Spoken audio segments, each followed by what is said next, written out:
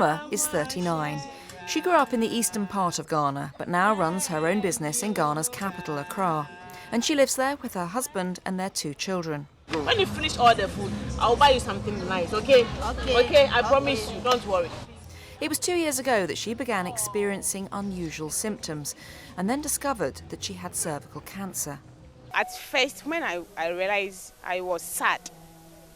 When I was told, I was very, very sad. Even I wept because I wasn't expecting something like this on me. I was very, very, very, very sad. I wasn't happy at all. In our family, some people have been getting it. My auntie, my elder sisters, we've got 4 about them. They've all had, but theirs is breast cancer. So I know how it is, but I wasn't expecting it in my system. So I was very, very disappointed. They are dead because they didn't realize it in time, and when they realized it, they were playing with it. They didn't take it seriously, so they are all dead. Ama was unusual because she came forward while her cancer was still at an early stage. Despite the rising numbers of patients with cancer in Ghana, many people know little about it. To just show you the lack of understanding, if you go out there and ask any Ghanaian to give you the local word, the local dialect for cancer, we don't have it. If you ask a Ga, an Ashanti, an Eve, we do not have any local word for cancer, and that shows the lack of understanding for the disease and how dangerous it is to anybody who has it. In a country with a population of 22 million, there are just 4 cancer specialists. And this is where AfrOx's comes in. Founded by the eminent oncologist Professor David Kerr and the former UK Secretary of State for Health Alan Milburn, the idea is to collaborate with governments and NGOs to improve cancer services across Africa. And they're starting with Ghana.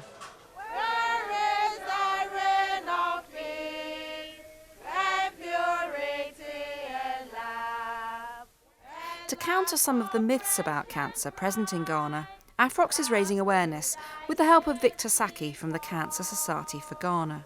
I'd like to know some of the things or risk factors that makes you prone to cancer. For instance, diet. Some people delay while they consult traditional healers and don't see a doctor until their cancer is already at an advanced stage.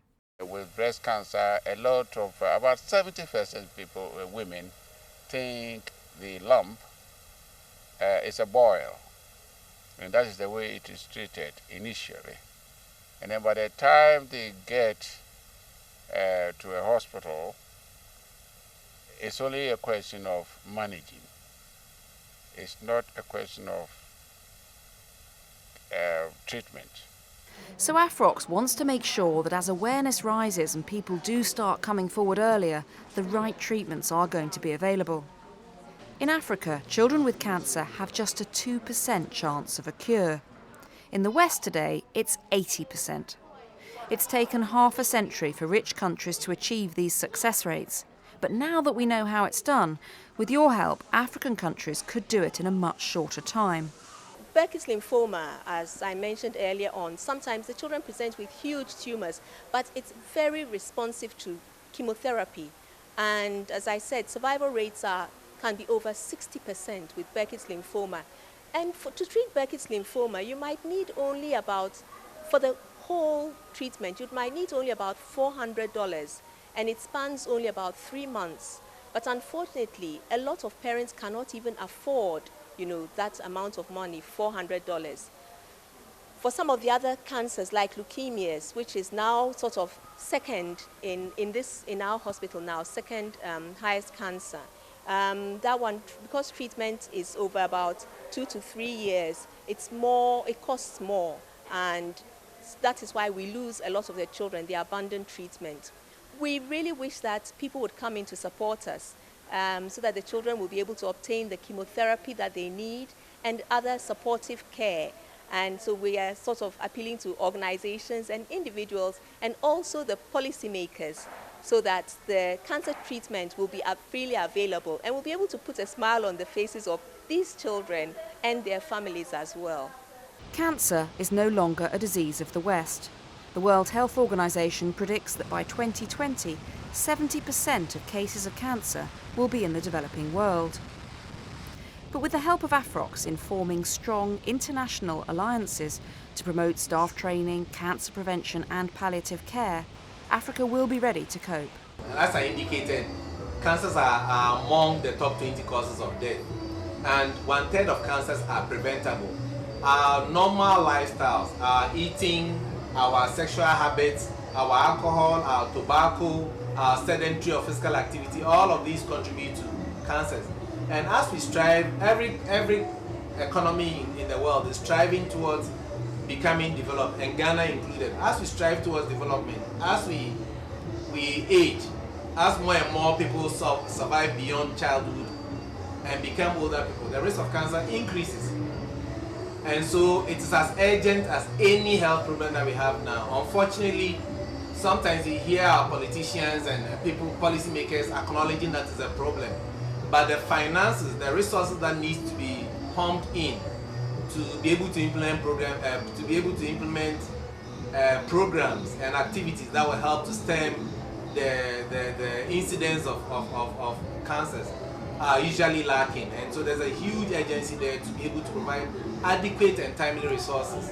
So if we do not inject necessary resources, if we do not get our act together in terms of an active, sustainable campaign of cancer prevention and control, we'll increasingly be observing people dying not only at a later age, but this time dying even when they are younger.